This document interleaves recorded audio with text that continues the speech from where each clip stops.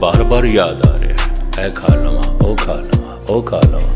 ये तो तन की लोड़ सी, भुख भी नहीं लगी ते मन याद करी जा रहा है तरह तरह के पकवानां नूं।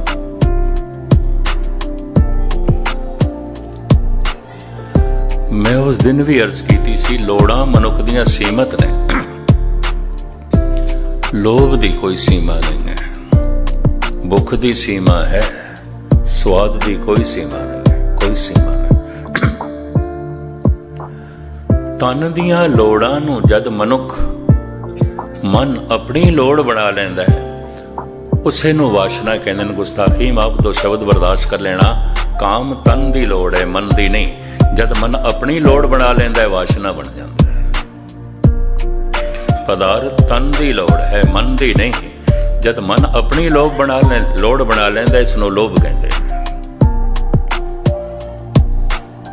शक्ति, ताकत, प्रभुता, ये बाहर की कोई सहूलतां वास्ते चाहिए होनी है तन, लेकिन जद मन अपनी लोड़ बना लैंदा है, ये हंकार बन जाता है, प्रबल हंकार बन जाता है। जो सिर्फ तन की लोड़ है, मन ने अपनी लोड़ बना लिया, तो जद प्राप्त हो जाता है, मन की तृप्ति नहीं, तृप्ति नहीं। एक निर्धन ते निर्धन है, चोटी दा धनवान भी निर्धन है। ये भी महसूस करते हैं, इस चक्कर च ना पैना। बड़े बड़े राजे महाराजे जद भिक्षु बनते ने, या किसी भिक्षु के अगों हथ जोड़ के खड़े होंदे ने, उदों हैरानगी आउंदी, लै हैगे ते राजे महाराजे, ये करदे की? गुरु नानक इसका जिक्र भी करते हैं। रोवें राजे कन्न पड़ाए, घर घर मांगे भिखिया जाए। हैगे ते शहनशाह सन, लेकिन पता चलिया कि तन की लोड़ से में मन की लोड़ बनाई। पदार्थ तन की लोड़ ने, जद मन की लोड़ बना लईए, मन नहीं टिकता। किसी राज सिंघासन ते मन नहीं टिकता, तन नहीं बैठता। किसी पदार्थ दे मन नहीं टिकता, सिर्फ तन नहीं जुड़ता। यह भी महसूस करें। किसी रूप दे मन नहीं बैठता, सिर्फ वक्त ही है, वक्त ही है। मन की लोड़ नहीं है। मन की लोड़ परमात्मा है, मन की लोड़ प्रभु है, प्रभुता नहीं है। मन की लोड़ राम है, काम नहीं है। मन की लोड़ परमात्मा है, पदार्थ नहीं है। मनन की लोड़ प्रभु है, प्रभुता नहीं है। जद कोई प्रभुता नूं, पदार्थ नूं, काम नूं अपने मन की लोड़ बना लैंदा है, भटकना वध जांदी है, वध जांदी है, भटकना वध जांदी है। क्योंकि वो टिकदा नहीं, वो किधरे भी टिकदा नहीं।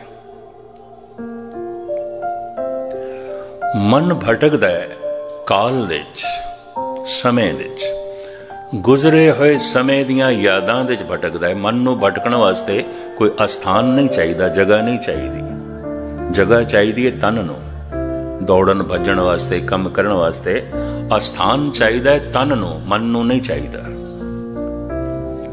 मन ते 4 फुट की जगह च भी बंदा बैठा है, मन हजारां मील की वाट तय करेगा। वो समय च भटकदा है, वो वक्त दे च भटकदा है। गुजरे हुए समय दियां यादां दे च भटकेगा। तुसीं आखोगे क्यों भटकदा है, यादां दे च क्यों भटकदा है? कुछ मिलिया सी, बड़ी खुशी मिली सी मिल के। कुछ मन भावंदा मिलिया सी, बड़ी खुशी मिली, फिर बिछड़ गया, बड़ी चोट लगी, बड़ा दुख होया। यादां किस दी आउंदियां ने? दुख सुख दियां। जद मनुख कोई यादां दे च बैठा होवे, या सुखां नूं याद कर रहा होवेगा या दुखां नूं, और की याद करदा है, और की याद करदा है। बगौर मुताला कर लेना। आप सारे सियाने बैठे हो। कुछ मिलिया सी, कुछ भी मिलिया सी। कोई पदार्थ मिलिया सी, मित्र मिलिया सी, पुत्र मिलिया सी, भरा मिलिया सी, कोई प्रभुता मिली सी, कुछ भी मिलिया सी। मिल के बड़ी खुशी हुई सी, याद आउंदी, फिर बिछड़ गई। समय दे जो कुछ भी मिलता है बिछड़ता है। कुछ भी मिलता है। ये जीवन में मिले है बिछड़ेगा, जवानी मिली है बिछड़ेगी, बचपना मिलिया बिछड़ गया। मिलना बिछड़ना इस समय का सुभाव है, काल का सुभाव है। मिलिया सी बड़ी खुशी मिली, याद आउंदी है। बिछड़ गया बड़ी चोट लगी है, बड़ा दुख होया, याद आउंदा है। यादां दुख सुख दियां आउंदियां ते यादां दा संबंध गुजरे हुए समय नाल हुंदा है। उंज समा इक्को ही है, कदी चक्कर च ना पैना कि समय दे कोई तीन रूप ने।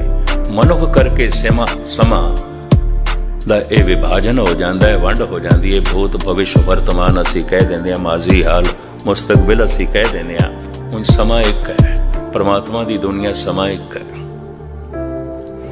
मेरे करके कुछ जड़ा गुजरा होया समा है, वो मेरा भूतकाल है, आने वाला भविष्य है, जो सामने है वर्तमान है। ये मेरे करके मैं नहीं हाँ तो समा तो इको ही है। उम्मीद है गल पकड़ दे चाह गई। समय दे कोई तीन रूप नहीं, मनुख करके तीन रूप हो जाता है। मेरा कुछ गुजरिया होया समा है, मेरा कुछ आने वाला समा। उन समा इको है। मन चला जाता है गुजरे हुए समय दियां यादां विच, ते यादां विच की आउंदा है दुख ते सुख। कदी दुखां नूं याद करदा, कदी सुखां नूं।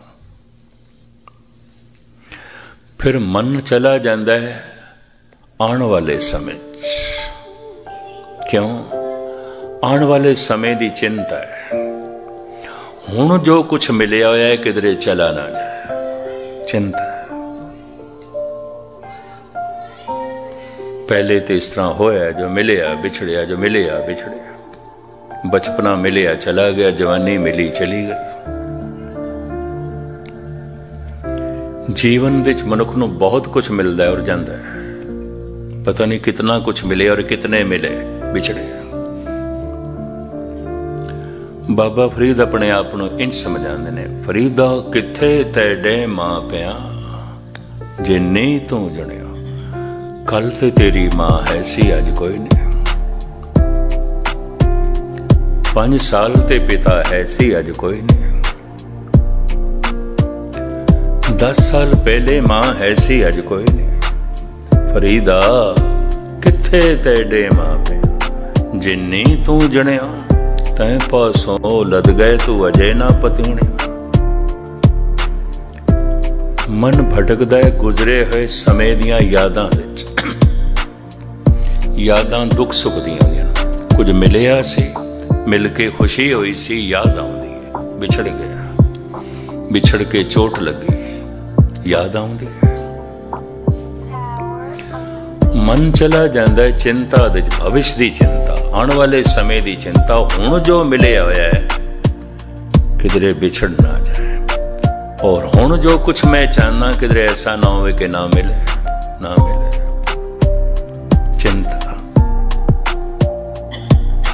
जो कुछ मिले होया है किधरे ऐसा ना हो चला जाए, चिंता। जो कुछ मैं चाहना ऐसा ना हो किधरे ना मिले, चिंता। मन या ते गुजरे हुए समय दियां यादां दे चाहुंदा है, दुख सुख दे चाहुंदा है, या मन आने वाले समय की चिंता दे चाहुंदा है। हुण जो कुछ है, हुण ये जीवन है, किधरे चला ना जाए। कबीर समझाते ने, पड़ोसी के जो हुआ तू अपने भी जान। किहड़े चक्करां च पिया तू? जो पड़ोसी दे घर होया तेरे नाल भी होना है। किहड़े चक्करां च पिया तू? तू कितना भी अपने आप को समझा ले, पड़ोसी नाल होया मेरे नाल नहीं होना। ओदी अर्थी उठी है, मेरी नहीं उठेगी। वो बुढ़ा होया है, मैं नहीं आवांगा। कबीर कहते ने इस चक्कर च पै ही ना। पड़ोसी के जो हुआ तू अपने भी जान। कहते मन टिक गया, मन भगवान दे टिक गया, समा मिट गया, काल मिट गया। इसे नु टिकाओ कहते ने। और मन किधरे भी नहीं टिकेगा, किधरे भी नहीं टिकेगा। ना परिवार दे टिकेगा, ना कारोबार दे टिकेगा, ना पदार्थां दे टिकेगा। कोई भी मनोरंजन होवे ओ उतने चिर तक ही मन का परचावा हो सकता है जितने चिर तक मन की दुनिया च ओ पुराना नहीं होया। ते पुराने ते नवे का फासला कितना है पता है? जो नहीं देखिया नवा है, वेखदे ही पुराना हो गया। जो नहीं हंडाया नवा है, हंडादे ही पुराना हो गया। जो नहीं सुनिया नवा है, सुनदे ही पुराना हो गया। नवे पुराने का कोई बहुत फासला नहीं है। ते मन नूं नित नवा चाहिए, पुराने नाल सहमत नहीं होता। चलो एक उदाहरण मैं दे दें। एक महान कवि होवे तो उहदी कविता बड़ी बुलंद पाया होवे, वो थानू एक दफा सुनावे, बड़ा रस आ गया। सारे कहंदे ने बड़ा रस आ गया, बड़ा आनंद आया। कविता च बड़ी जान सी, कविता च बड़ी गल सी। सारियां नू रस विभोर देख के जो कवि कह देवे हुण मैं थानू दोबारा सुनाण लगा, क्योंकि थानू रस आ रहा है, इस वास्ते हुण मैं थानू दोबारा सुनाण लगा। यकीन जानो अद्धा रस खो गया, अद्धा खो गया। पर वो कवि जरा ढीठ किस्म दा होवे ते आखे हुण मैं थानू दोबारा सुनानी है, तीजी दफा। कई सोचणगे बंदा ठीक ठाक भी है कि नहीं। इंज कह लो 90% रस खो गया। ते जे ओ हुण आखे क्योंकि तुसी बड़े टिकाव नाल पे सुनदे, हुण मैं थानू चौथी दफा सुनाना, रस बिल्कुल खो गया। ते जे किधरे उसने कह दिता हुण मैं थानू पंजवीं दफा सुनाना है, सारियां ने कहना दीवारां नूं सुना सी चले, पागल लगदा किधरे। हद हो गई, पहले महाकवि ते महाकवि तो हुण पागल। महाकवि सी, कविता नवीं प्रतीत हो गई, 5 दफा सुनन नाल बिल्कुल पुरानी हो गई, बिल्कुल पुरानी, सब कुछ खो गया। संसार दे च ऐसा कुछ भी नहीं जो पुराना ना हो। किधरे भी मन नहीं टिकता, किधरे भी नहीं टिकता। जो नहीं मिलिया नवा है, मिलदे ही पुराना हो जाता है। जो नहीं वेखिया नवा है, वेखदे ही पुराना हो जाता है। जो नहीं सुनिया नवा है, सुनदे ही पुराना हो गया। मन नूं नित नवा चाहिए। गुरु नानक देव जी महाराज कहते ने एक है, कदी पुराना नहीं होता। साहिब मेरा नीत नवा, सदा सदा दाता।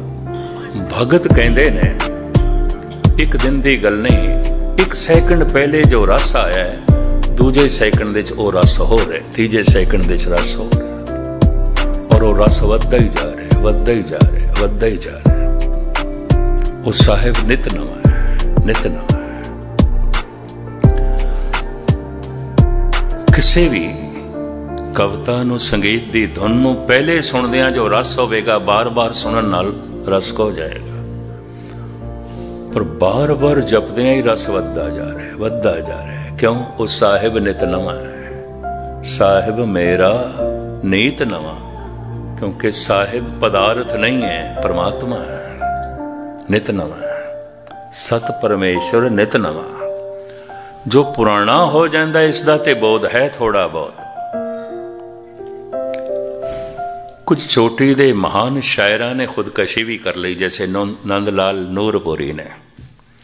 3 साल पहले प्यारा सिंह रोशन ने। मैनू कईयां ने आके गिला किया, क्योंकि 10-15 साल तो मेरे नाल चलदा सी।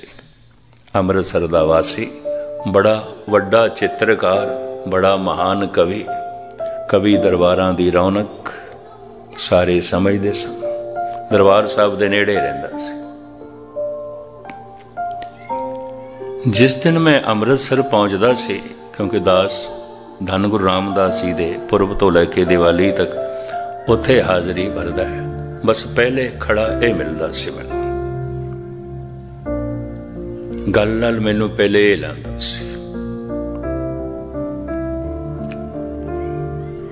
लेकिन 3 साल पुरानी गल मैं करा जद मैं पहुंचे, मैं क्या हद हो गई।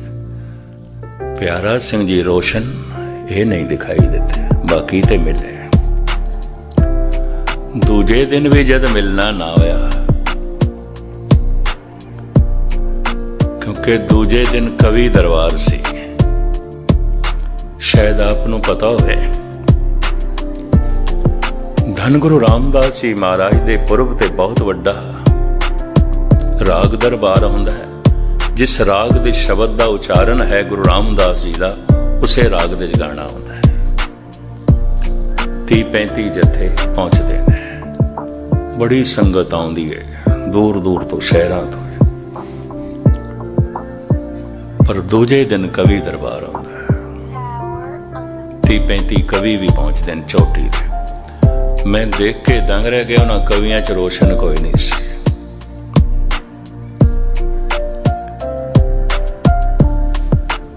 निर्वैर एक कवि दिल्ली दा, मैं उन्होंने पुछ लिया, मैं थोड़ा मित्र किथे है?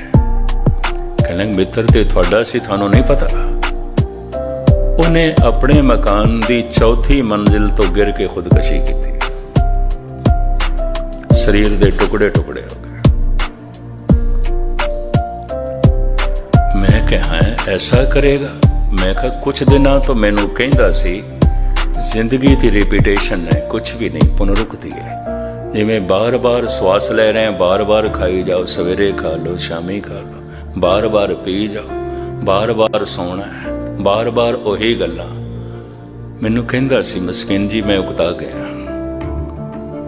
ये पुनरुक्ति हुण मैनू नहीं चंगी लगदी, ये रिपीटेशन हुण मैनू नहीं चंगी लगदी। मैं कित्थे तक रिपीट करा?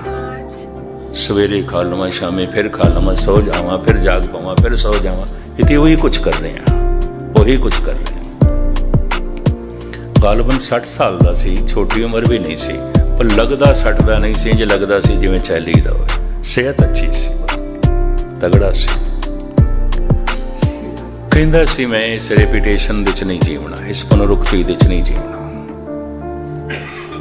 मैं कहा ठीक है, कवि जड़े होंदे ने, शायर लोग होंदे ने, आखिर बेचैन ते होंदे ने, क्योंकि बहुत गहराई नाल देखते हैं हर चीज नूं, और हर चीज जद बेमैनी हो जाती है, उदास हो जाते हैं। मैं कि शायरां दा सुभाव हुंदा है, कवियां दा सुभाव हुंदा है। मैं कदी सुपने च भी सोच नहीं सकता सी कि उन्हें खुदकशी कर देनी। कदी इस तरीके नाल आंकड़े इकट्ठे करोगे, दुनिया के बड़े बड़े चिंतक, दार्शनिक, फिलोसफर, कवि कम से कम 10% ने खुदकशी की, आत्महत्या की। हैरानगी होती है, ऐसा क्यों? वो कहते ने बार बार ओही कुछ मन इत्थे नहीं टिकता, नहीं टिकता। रायपुर कवि दरबार सी, ते मैं कहा चलो रोशन जी, कहने लगे हुण कवि दरबारां च भी जाण नूं मन नहीं करता।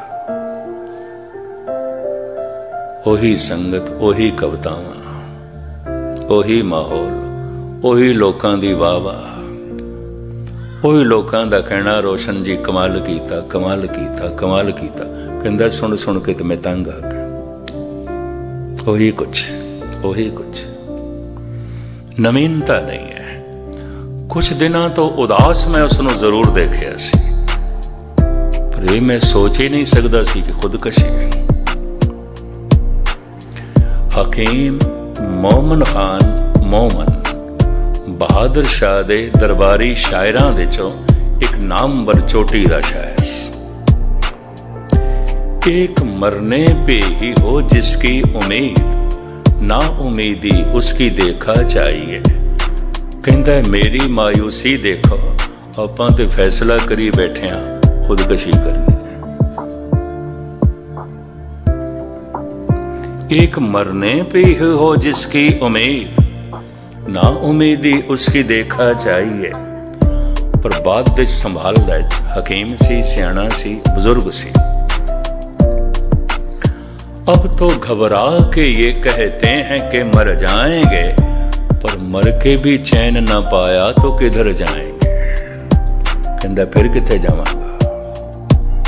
हकीम मोमन खान मोमन उस वक्त इस्लामी जगत दा चोटी दा कुरान शरीफ दा वक्त आ, बड़ा बुलंद पाया शायर, और जिन्हों बहादुर शाह जफर वक्त दा ये बादशाह हिंदुस्तान दा उस्ताद जी करके बुलांदा सी, हजरत करके बुलांदा सी, झुक के सलाम करदा सी उस भाई बुजुर्ग है, सियाणा है, उस्ताद है।